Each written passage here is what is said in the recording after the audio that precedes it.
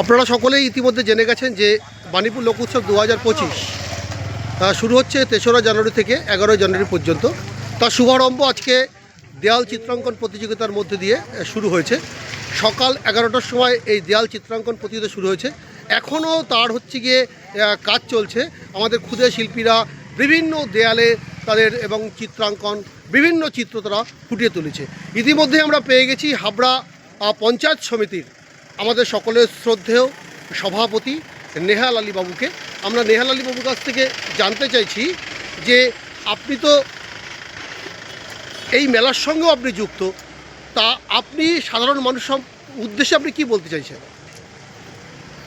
বাণীপুরের মেলা এই এলাকার মানুষের কাছে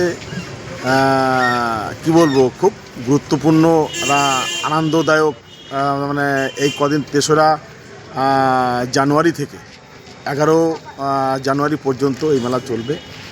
বাণীপুরের মেলা বাংলার বৃহত্তম মেলা এবং সারা ভারতবর্ষের মানুষ এই বাণীপুর মেলা, যারা বাণীপুর সম্পর্কে জানে তারা সবাই জানে যে বাণীপুর একটা সুন্দর মেলা আয়োজন করে। বাণীপুর যারা এখানে কমিটি লোকজন, যারা এখানে সৌবুদ্ধি সম্পন্ন মানুষ আছে, সেই সঙ্গে সঙ্গে আমাদের হাবড়া প্রশাসন এবং আমরা হাবড়া পঞ্চায়েত সমিতি আমরা সকলেই সহযোগিতা করি মেলায়।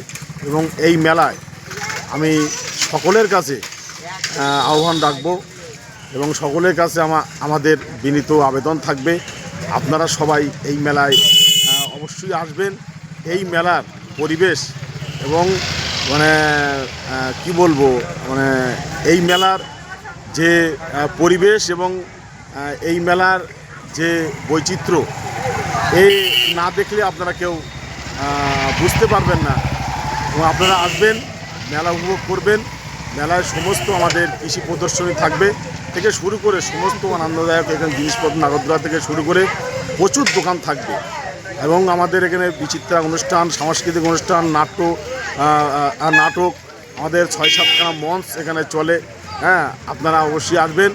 হাবড়া পঞ্চায়েত সমিতির পক্ষ থেকে আপনাদেরকে আমরা অনুরোধ করছি, আপনারা মেলাটায় অবশ্যই আসবেন। আচ্ছা নেহালবাবু, আপনার কেমন লাগছে যে আমাদের বাণীপুর এই লোক উৎসব পশ্চিমবঙ্গের 2য় বৃহত্তর মেলা, এবং সে ব্যাপারে আপনার প্রতিক্রিয়া জানতে চাইছি। বাণীপুর তো একটা ঐতিহাসিক এলাকা এবং আমরা ছোটোবেলা থেকে শুনে এসেছি বাণীপুর মেলা বাংলার বৃহত্তম মেলা এবং সমত 2য় স্থান অধিকার করে আছে এই বাণীপুর মেলা। এই বাণীপুর হাবড়া বাণীপুর এই এতটা অঞ্চলের মানুষ, শুভবুদ্ধি সম্পূর্ণ মানুষ, এই এলাকার মানুষ, শিক্ষিত মানুষ, কীভাবে মেলাটা চালাতে হয় এখানকার মানুষ জানে। এবং এই মেলাতে একটা কি বলবো, আমরা তো ছোটো দেখে আসছি যে মেলা যখন চলে এখানে দলমত, জাতি, ধর্ম, বর্ণ নির্বিশেষে এই মেলায় সকলেই আনন্দ উপভোগ করে। এই মেলায় কোনোদিন আমরা ঝুট ঝামেলা দেখিনি। এই মেলা সবাই মিলিতভাবে আমরা একসঙ্গে মেলা উপভোগ করি। আপনাকে অসংখ্য ধন্যবাদ জানাচ্ছি। আমাদের বাণীপুর লোকোৎসব কমিটির তথ্য প্রযুক্তি যে উপসমিতি রয়েছে, সেই উপসমিতির পক্ষ থেকে আপনাকে ধন্যবাদ জানাচ্ছি, অভিনন্দন জানাচ্ছি। আপনি সুস্থ থাকবেন। আপনি সাধারণ মানুষ আমাদের যারা রয়েছেন গ্রামের, সেই সমস্ত মানুষদের পাশে আপনি থেকেছেন, ভবিষ্যতেও থাকবেন, এটা আমরা আশা করি। আর তাদের যাতে মেলা দেখতে কোনো রকম অসুবিধা না হয়, প্রশাসনিক স্তর থেকে আপনি সমস্ত রকম সহযোগিতা করবেন, এটা আপনি কথা দিয়েছেন আর সবসময় আপনি সেই কথা দিয়েও থাকেন। ধন্যবাদ আপনাকে।